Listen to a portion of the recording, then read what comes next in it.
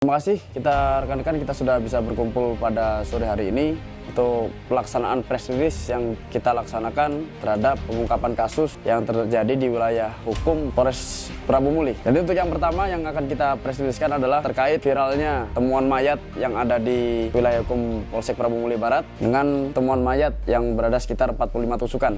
Jadi setelah kami laksanakan penyelidikan, terbitlah laporan polisi LPB nomor 18 bulan 6 tahun 2023 SPKT Polsek Prabu Muli Barat, Polres Prabu Muli, Polda Sumatera Selatan, tanggal 10 Juni 2023 tentang tindak pidana pembunuhan sebagaimana dimaksud dalam pasal 338 KUH Pidana yang terjadi pada hari Jumat tanggal 9 Juni 2023 sekira pukul 3.30 di Jalan Jenderal Sudirman, Simpang 4, RT RW 11, Kelurahan Pati Galung, Kecamatan Prabu Muli Barat, Kota Prabu Muli. Korban atas nama Dian Juliasa, umur 16 tahun, pekerjaan, pelajar, alamat Desa Simpang Tanjung, Dusun 4, Kecamatan Belimbing, Kabupaten Muara Enim. Pelaku bernama Robial Sah alias Iyal bin Tanhar Juni, umur 19 tahun, pekerjaan buruh, alamat Desa Cinta Kasih 2, Kecamatan Belimbing, Kabupaten Muara Enim. Pasal yang dilanggar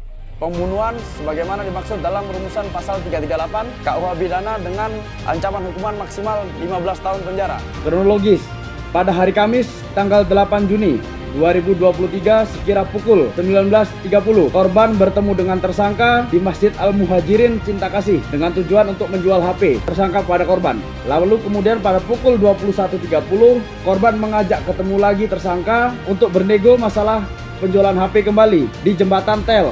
Tersangka dan korban tidak menemukan sepakat, lalu kemudian kembalilah ke arah Miru, ke rumah temannya atas nama Faras. Di situ korban meminjam sebuah parang dengan maksud mereka berdua ini mau ke daerah Prabu Muli untuk membackup data HP. Sesampainya di Prabu Muli, mereka berhenti di flyover, ngobrol-ngobrol, lalu kemudian tidak ada kata sepakat lagi. Jam 3.30 tersangka dan korban berjalan kembali putar-putar di sekitaran Prabu Muli dan akhirnya tersangka memberhentikan motornya dengan alasan mau buang air kecil.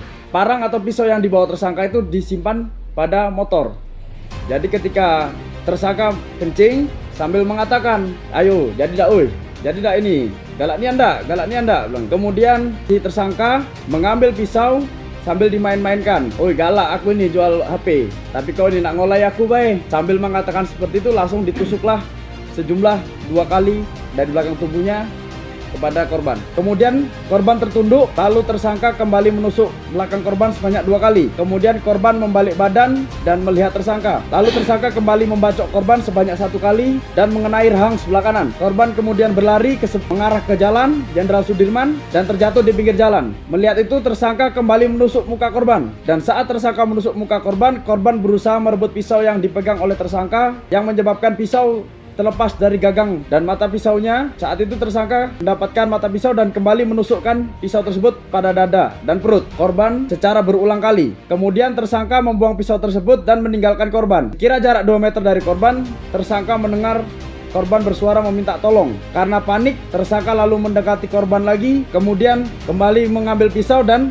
menusukkan kembali di bagian dada dan perut. Terakhir di ulu hati ditancapkan sangat keras sampai dia sudah tidak bersuara lagi. Setelah itu korban pergi dan mengambil sepeda motor korban dan membuang pisau di pinggir Jalan Jenderal Sudirman yang berjarak sekitar 50 meter dari korban. Lalu korban menggadaikan sepeda motor tersebut sebesar 2 juta rupiah. Barang bukti yang ditemukan, yang pertama ada pakaian dari korban, kemudian 1 buah pisau. Jadi pada saat kejadian tersangka ini membawa 2 pisau sudah siap. Jadi korban membawa parang, tersangka membawa 2 pisau. Lalu kemudian ada gagang pisau yang terlepas karena korban berusaha merebut kembali. Lalu kemudian di sini ada kwitansi dari hasil gadai motor korban. Untuk proses penangkapan, jadi ketika berita itu viral, kami tim opsional gabungan berusaha berkoordinasi dengan Polres yang ada di sekitar Polres Prabu Muli. Apakah ada warganya yang hilang? Ternyata seruan kami ini disambut oleh Polsek Gunung Megang yang mengatakan bahwa ada warganya yang hilang. Setelah dipertemukan ternyata cocok. Setelah cocok, kami melaksanakan penyelidikan dan akhirnya ditemukanlah tersangka ini.